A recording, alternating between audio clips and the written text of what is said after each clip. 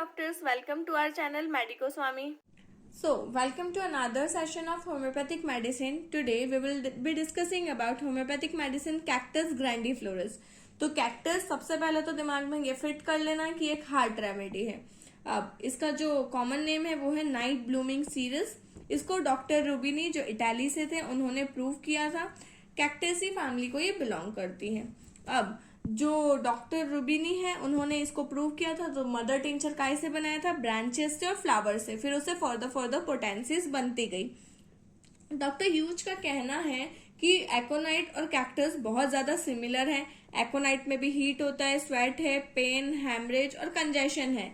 ये सारी चीजें एकोनाइट में भी है और कैक्टस में भी है। लेकिन इन दोनों का डिफरेंशिएटिंग पॉइंट क्या है कि एकोनाइट नर्वस सिस्टम पर काम करती है और कैक्टस सर्कुलेटरी सिस्टम पर।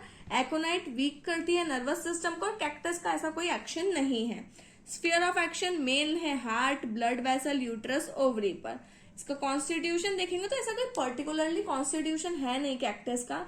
लेकिन जो पेशेंट्स रहते हैं जिनमें बहुत ज्यादा ब्लड होता है, एकदम प्लैथोरिक, फुल ऑफ ब्लड होते हैं, सैंगवाइन टेम्परामेंट होता है, बहुत ज्यादा हॉट पेशेंट भी नहीं है, बहुत ज्यादा चिली भी नहीं है, सो रहा है, बैकग्राउंड में सो रहा है, तो इंटेलिजेंस अपने आप है ही सही। अगर जहां सो रहा है वहां इंटेलिजेंस है, ईच है।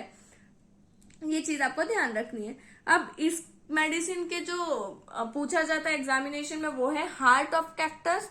हार्ट के लिए बहुत बहुत ज्यादा अच्छी रेमेडी है, जैसे नाजा है। इसके गाइडिंग सिम्टम्स में हम लोग देखेंगे तो क्या है। फर्स्ट पॉइंट है कॉन्स्ट्रिक्शन, कॉन्ट्रैक्शन एंड कंजेशन। ये 3 पॉइंट में ये मेडिसिन खत्म हो जाती है। इसके अलावा इसमें कुछ नहीं है। कॉन्स्ट्रिक्टेड फीलिंग होता है, कंट्रैक्शन होता है, कंजेशन है कि कोई जगह ही नहीं है, कुछ नहीं है, पूरी बॉडी में हर जगह यही फील होता है। ऐसा लगता है जैसा पूरी बॉडी को किसी ने बांध दिया हो और एक एक तार को कोई दिन भर बैठे बैठे कसता जा रहा है। ये पेशेंट हमें खुद आकर के ऐसे सिम्टम्स कहते हैं। ऐसा नहीं है कि सिर्फ ये बुक्स में लिखा हुआ है। जब पेशेंट आता है तो वो कहता है कि सर ऐसा दर्द हो रहा है मुझे कि जैसे किसी ने मुझे बांध के रख रखा और कोई दिन भर बस कसते ही जा रहा हो उन चीजों को। तो पेशेंट को सुनना बहुत ज्यादा इम्पोर्टेंट है। ऐसा लगता है उसको कि उसका जो हार्ट है वो किसी ने केज में एक उसमें बंद कर दिया है और उसके पास कोई जगह नहीं है बीट करने के लिए। बहुत ज्यादा दिक्कत होती है उसे सांस लेने में। पाल्पिटेशन होता है, नाइट स्वेट होता है। नाइट में तो वो पेशेंट को बहुत ज्यादा पेन होता है, मतलब वो बता भी नहीं पाता है कि कैसा लग रहा है। नेक्स्ट है सैंग्वाइनस कॉन्स्टिट्यूशन है उसका, तो उसको हेमरेज की प्रॉब्लम होगी। 80% ऑफ सैंग्वाइनस केसेस में हेमरेज की प्रॉब्लम रहती है। अब हेमरेज कहाँ से निकलेगा? नोज, लंग्स, स्टमक, रेक्टम और ब्लैडर। मतलब इसको हिमैप्टाइसिस की कंडीशन हो सकती है। वर्टाइगो रहेगा। जैसे ही ज्यादा लंबी सांस ली तो क्या हुआ? चेस्ट में तो ऑलरेडी कंजेशन है ही सही, कॉन्ट्रैक्शन है ही सही, तो उसके बाद उसे ऐसा लगेगा कि it has no room to beat और उसके बाद उसे वर्टाइगो आएगा, चक्कर आएगा।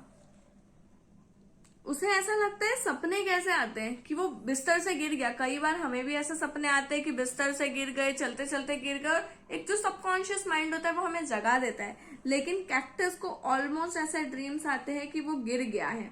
उसमें मौत का डर सबसे ज्यादा होता है। उसे ऐसा लगता है, आर्सेनिक का पेशेंट कैसा होता है? डॉक्टर को मत बुलाओ, कुछ मत बुलाओ, मैं मरने वाला हूँ, मुझे पता है मेरी डिसीज में मेडिसिन खा कर भी कोई फायदा नहीं है।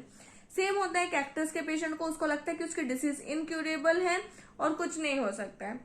एक बहुत अच्छा सिम्टम है इसमें होते हैं एक मैजिकल मेंसेस होते हैं। क्या होता है? अगर एक नॉर्मल फीमेल है, मेंसेस कैसे रहता है? सो रहे हो, चल रहे हो, जाग रहे हो, doesn't matters, the blood flows on its own, उसका कोई लेना देना नहीं होता है।